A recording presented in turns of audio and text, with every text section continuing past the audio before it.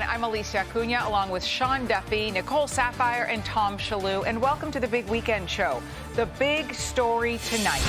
Kamala Harris sits down for her first interview since her debate with Donald Trump, and she really avoids specifics. What are one or two specific things you have in mind for that? Well, I'll start with this. I grew up a middle-class kid. You know, I grew up in a neighborhood of folks who were very proud of their lawn. You know? If there's one thing that you wish Americans knew about who Kamala Harris is that you don't think they know yet, what would that be? I love my family. Harris was asked just 5 questions in the 11-minute interview. Fox News correspondent Lucas Tomlinson is live from the White House tonight. Hi, Lucas.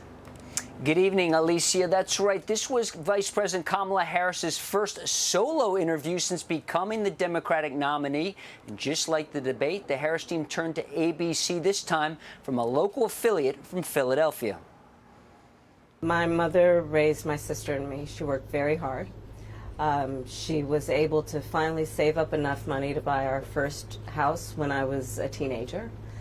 I grew up in a community of hardworking people, you know, construction workers and nurses and teachers. And I try to explain to some people who may not have had the same experience, you know, but a lot of people will relate to this.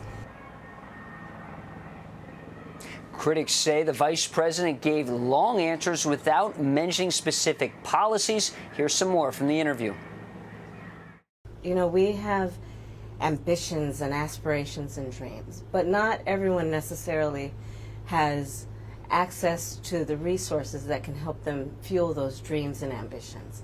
So when I talk about building an opportunity economy, it is very much with the mind of investing in the ambitions and aspirations and the incredible work ethic of the American people and creating opportunity for people. And so giving first-time home buyers a $25,000 down payment assistance to be able to just get in the door, and then they will do the work that they need to do to save and to pay that mortgage and to build wealth for themselves and their family.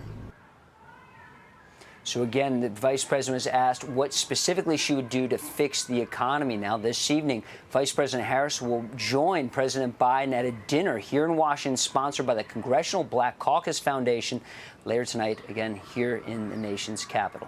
Alicia? Lucas Tomlinson, live at the White House. Thanks, Lucas.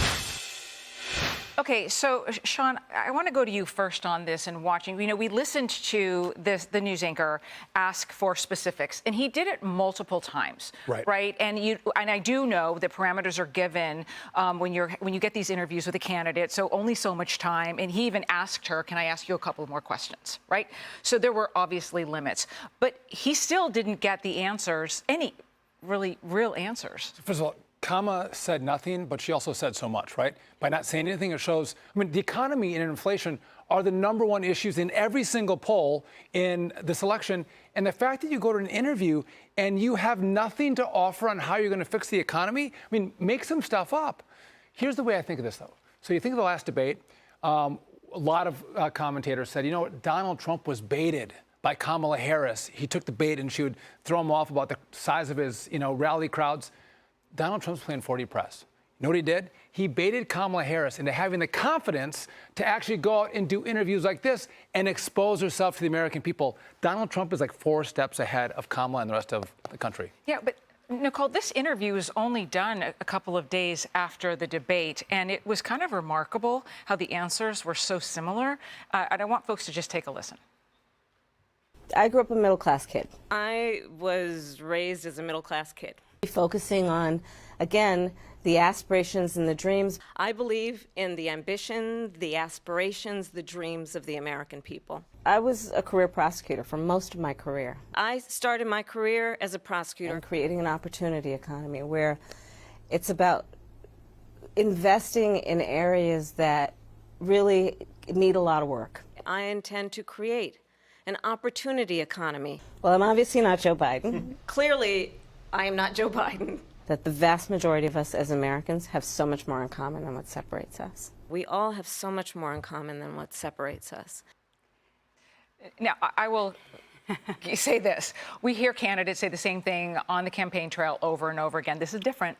Yeah, so first of all, we all have talking points. We're used to that. But people love former President Trump because he is such a conversationalist. Whether he's at a rally, you're seeing him talking to reporters, it's two people are in that conversation. When it comes to Kamala Harris, she is giving a monologue. Even though she is talking about, the same thing, it's being regurgitated over and over and over again. And the reason that she can't get into the specifics when she specifically asked to give some specifics and some details is because I don't believe that they exist. And this goes back to her 2019 campaign. She couldn't get into the weeds of things. That's because she doesn't have any specific policy. We still don't know what she stands for. For the last 3.5 years, she's been riding the coattails of Joe Biden, and she has not evolved from them. All she continues to say is it's a new generation. She's just younger. It's going to be an extension of the last 3.5 years. Day one for her in the White House was 3.5 years ago, and anybody who believes that there's going to be change with Kamala Harris is a fool. Wait, she may have policies, though, but she just doesn't want to share them with us because she knows that we won't like them. Yeah. That's even more scary. Yeah, well, she can't. Someone like Barack Obama, he's a perfect example because he's very far left, and then he ran and he tried to convince Americans he wasn't very far left. He was able to convince Americans because he has mad skills. She doesn't have mad skills. She was very nervous at the debate, and she was very nervous at this interview. You could see it. She's trying to stay on message because she has a lot of coaches saying, you cannot reveal your true self. And I think that debate, you could see it right there, the side-by-side. She stunk it up at the debate as well. But people have to have this narrative. Oh, she came out and did this. She performed. She was lousy at that debate, just like she was lousy at that interview, because she thinks she can ride this out and she can do this platitudes and talk about, like, I grew up middle class and, like, we had lawns. It's not going to work. She's going to run out of steam very quickly. She can ride it out because no one's pushing back. At the debate, they didn't push back. And again, at this ABC affiliate, they didn't push back. Well, and in another one of the 5 questions, the local news anchor asked Kamala Harris to get specific again. And again, she wouldn't. Given maybe your current role as Vice President of the United States, how different you are from Joe Biden. And so I wonder if there are 1 or 2 spots, policy areas or approaches where you would say, I'm a different person.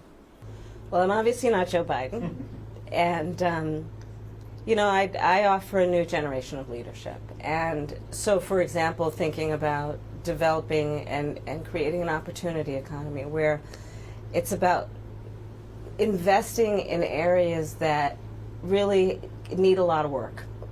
And maybe focusing on, again, the aspirations and the dreams, but also just recognizing that at this moment in time, some of the stuff we could take for granted years ago, we can't take for granted anymore.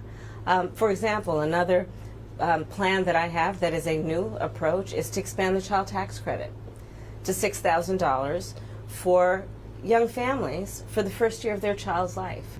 My focus is very much in what we need to do over the next 10, 20 years to catch up to the 21st century. Sean, there are critics out there that I can hear calling that a filibuster. Completely. So she's talking about a new generation, so that means nothing, right? What's new in policy? She's going to work on an opportunity economy. She's had 3.5 years to work on an opportunity economy, and she's crushing this American economy. So again, we know nothing more now than we did before that interview or before the debate, which is why she might have done well in the debate, but her poll numbers aren't going up.